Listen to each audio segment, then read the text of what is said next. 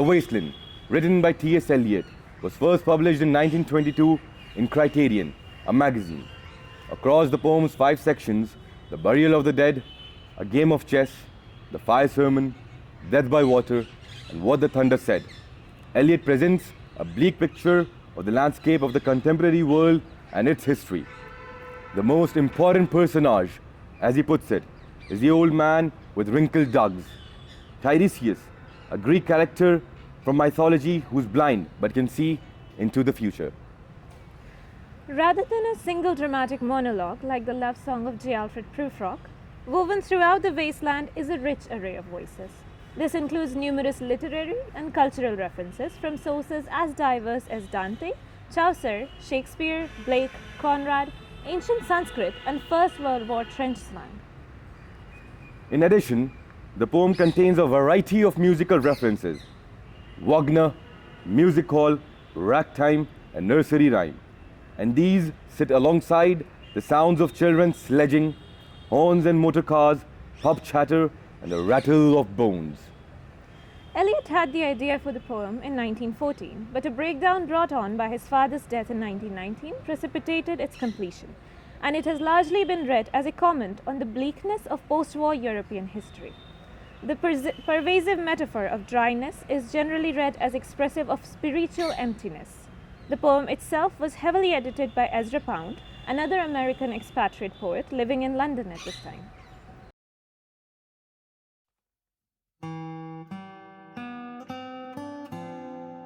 I saw with my own eyes the Sibyl at Cumae, hanging in a cage. And when the boy said to her, "Sibyl, what do you want?" she answered, "I want to die." For Ezra Pound, a better craftsman. Part 1, The Burial of the Dead. April is the cruelest month, breeding lilacs out of the dead land, mixing memory and desire, stirring dull roots with spring rain.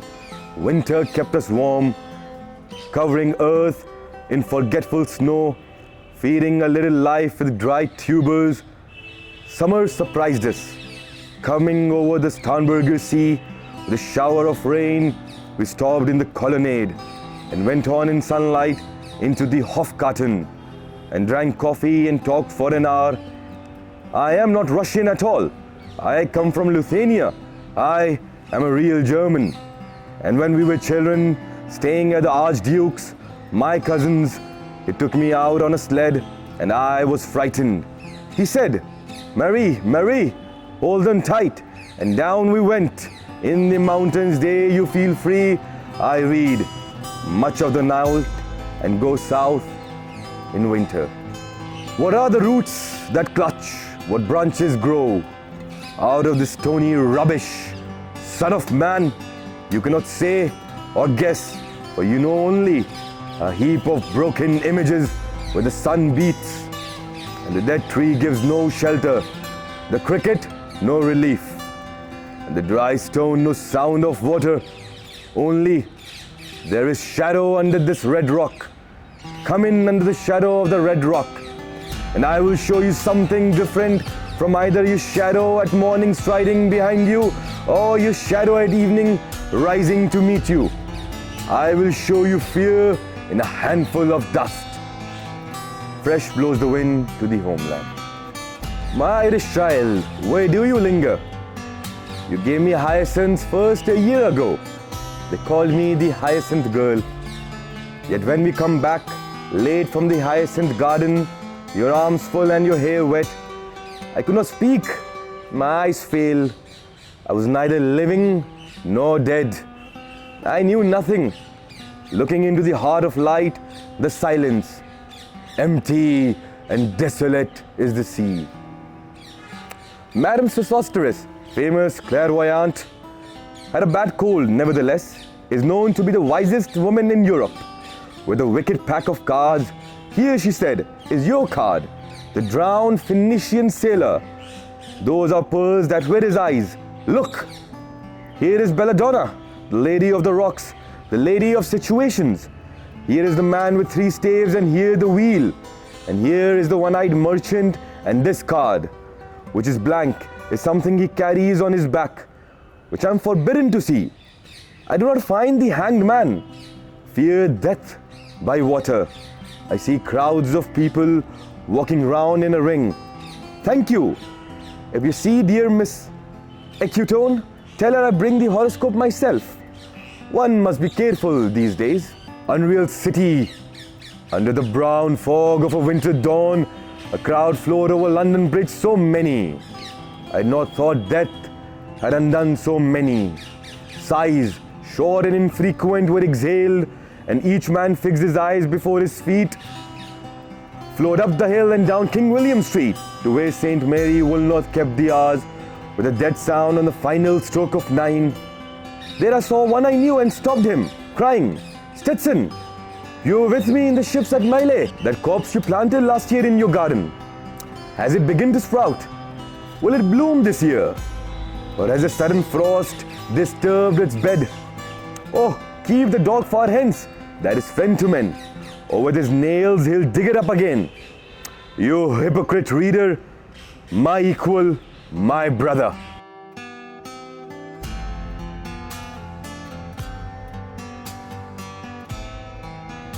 Part 2.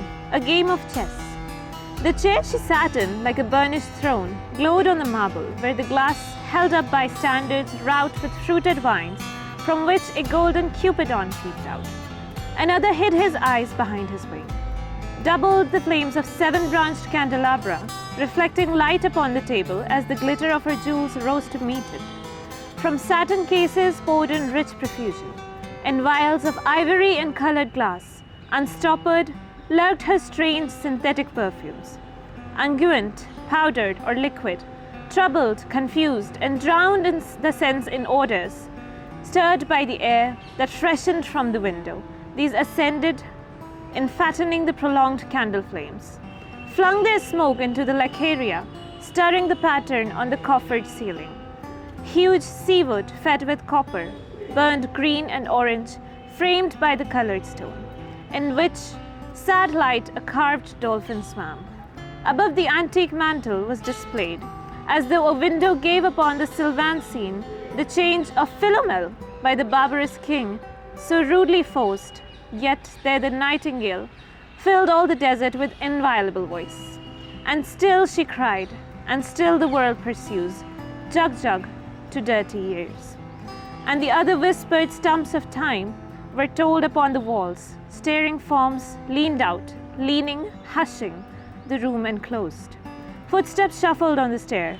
Under the firelight, under the brush, her hair, spread out in fairy points, glowed into words, then would be savagely still. My nerves are bad tonight. Yes, bad. Stay with me. Speak to me. Why do you never speak?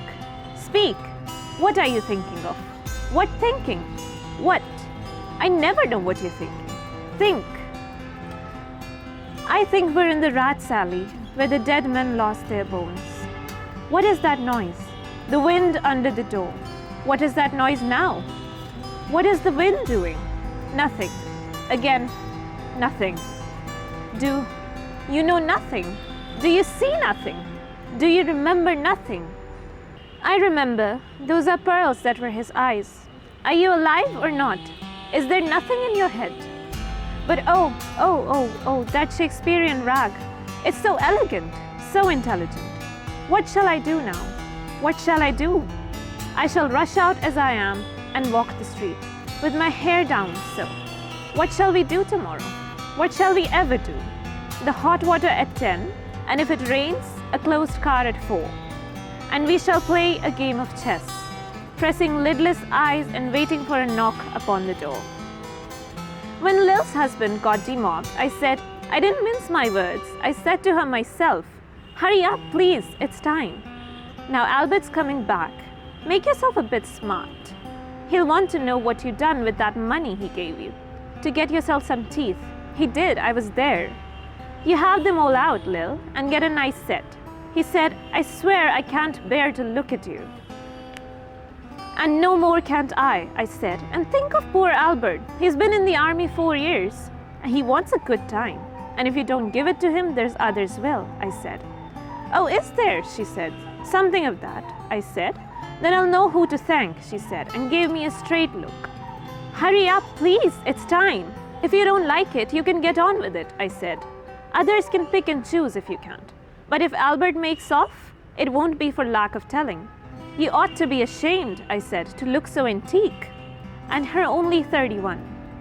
"I can't help it," she said, pulling a long face. "It's them pills I took."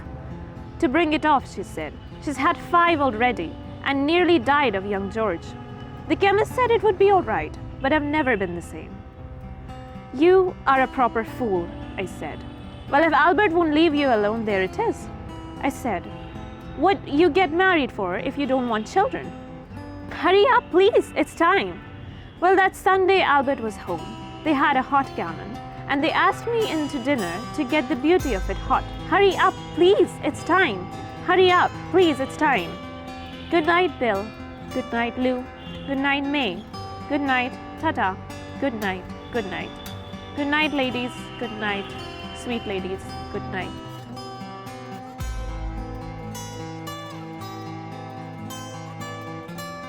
The fire sermon. The river's tent is broken, the last fingers of leaf clutch and sink into the wet bank. The wind crosses the brown land unheard. The nymphs are departed. Sweet Thames, run softly till I end my song. The river bears no empty bottles, sandwich papers, silk handkerchiefs, cardboard boxes, cigarette ends, or other testimony of summer nights. The nymphs are departed. And their friends, the loitering heirs of city directors, departed, have left no addresses. By the waters of Lehman I sat down and wept. Sweet Thames, run softly till I end my song. Sweet Thames, run softly, for I speak not loud or long. But at my back, in a cold blast, I hear the rattle of the bones and chuckle spread from ear to ear.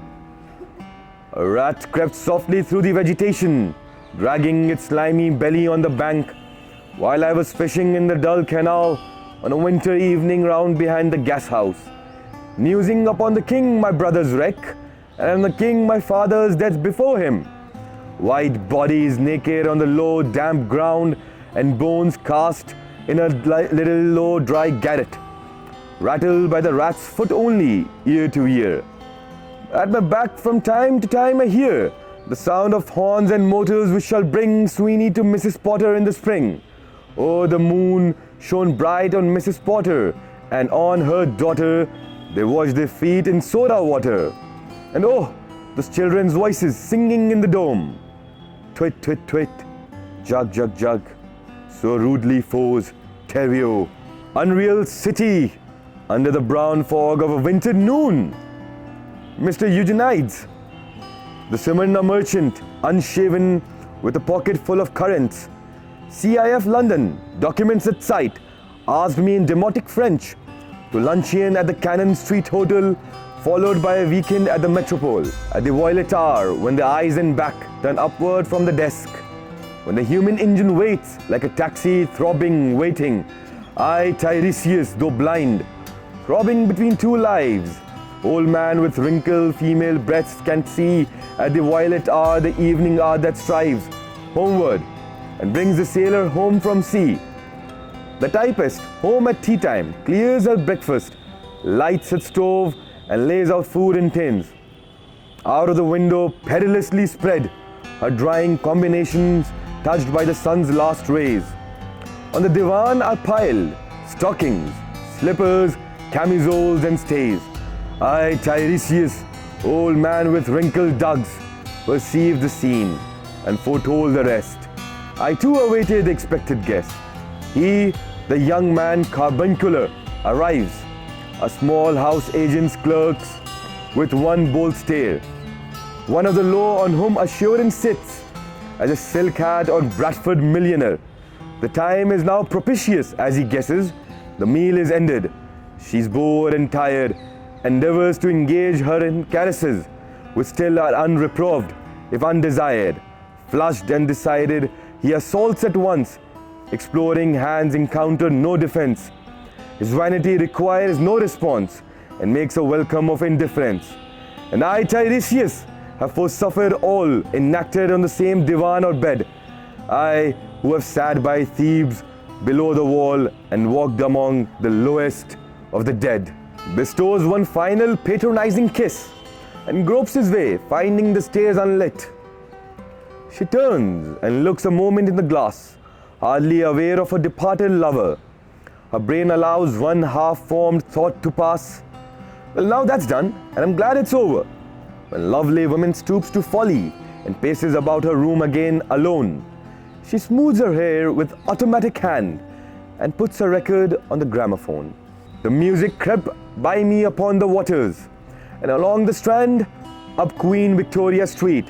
Oh, city, city, I can sometimes hear, beside a public bar in Lower Thames Street, the pleasant whining of a mandolin, and a clatter and a chatter from within, where fishermen lounge at noon with the walls of Magnus Martyr hold, inexplicable splendor of Ionian white and gold. The river sweats, oil and tar, the barges drift with the turning tide, red sails wide to leeward, swing on the heavy spar, the barges wash, drifting logs, drown, Greenwich reach, past the Isle of Dogs. Wale la la la le, wala la le la la. Elizabeth and Leicester beating oars, the stern was formed. A gilded shell, red and gold, the brisk swell, ripple both shores, southwest wind carried downstream, the peal of bells, white tars. Wale la la la le, wala la le la la. Trams and dusty trees, Highbury bore me, Richmond in queue undid me. By Richmond I raised my knees, supine on the floor of a narrow canoe. My feet are at Moorgate and my heart under my feet after the event. He wept, he promised a new start. I made no comment. What should I resent? On Margaret Sands I can connect nothing with nothing. The broken fingernails of dirty hands, my people, humble people who expect nothing. Lala. To Carthage, then I came. Burning, burning, burning, burning. O Lord, thou pluckest me out. O Lord, thou pluckest. Burning.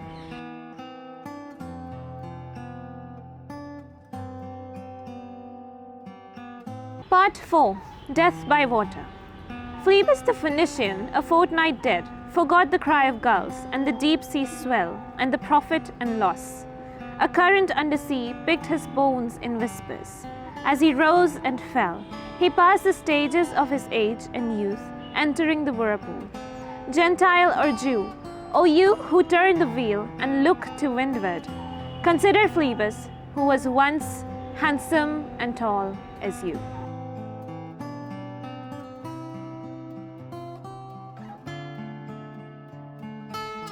Part 5. What the thunder said. After the torchlight red on sweaty faces, after the frosty silence in the gardens, after the agony in stony places, the shouting and the crying, prison and palace and reverberation of thunder of spring over distant mountains, he who was living is now dead.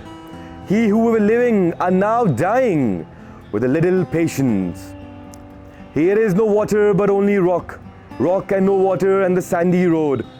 The road winding above among the mountains, which are the mountains of rock without water.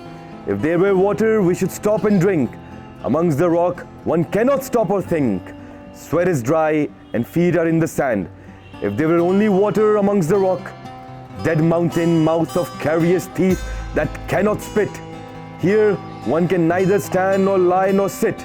There is not even silence in the mountains, but dry, sterile thunder without rain. There is not even solitude in the mountains, but red, sullen faces sneer and snarl from doors of mud-cracked houses if there were water. And no rock if there were rock, and also water and water, a spring, a pool among the rock. If there was sound of water only, not the cicada and dry grass singing, but sound of water over a rock, where the hermit thrush sings in the pine trees, drip, drop, drop, drop, drop. But there is no water. Who is the third who walks always beside you?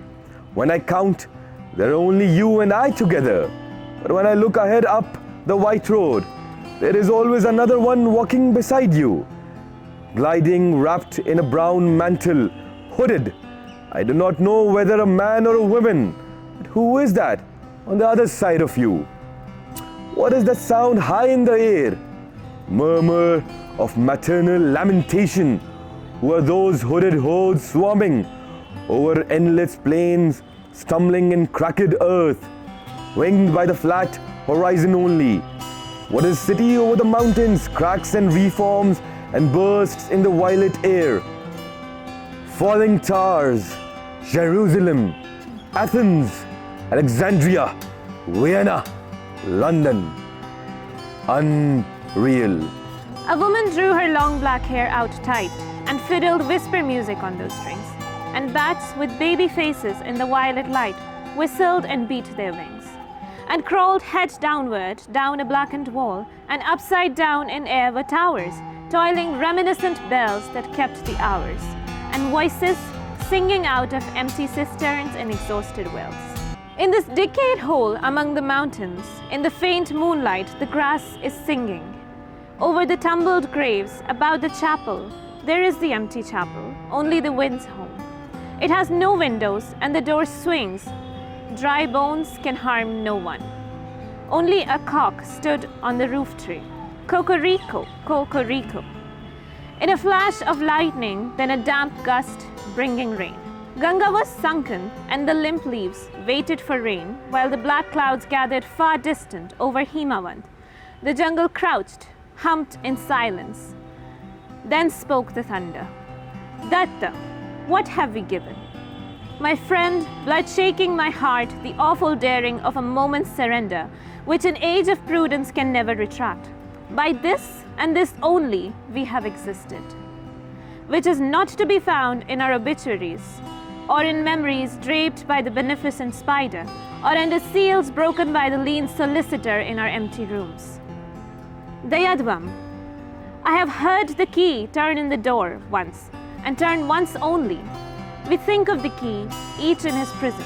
Thinking of the key, each confirms a prison. Only at nightfall, ethereal rumors revive for a moment a broken Coriolanus. Damyata, the boat responded. Gaily to the hand expert with sail and oar, the sea was calm. Your heart would have responded, gaily when invited, beating obedient to controlling hands. I sat upon the shore, fishing, with the arid plain behind me. Shall I at least set my lands in order? London Bridge is falling down, falling down, falling down. Then he hid in the fire that refines them. When shall I become like the swallow, the prince of Aquitaine at the abandoned tower? These fragments I have shored against my ruins. Why then I'll fit you, Hieronymo's mad again. Datta, Dayadvam, Damyata. Shanti, Shanti, Shanti. Shanti, Shanti, Shanti. Shanti, Shanti, Shanti.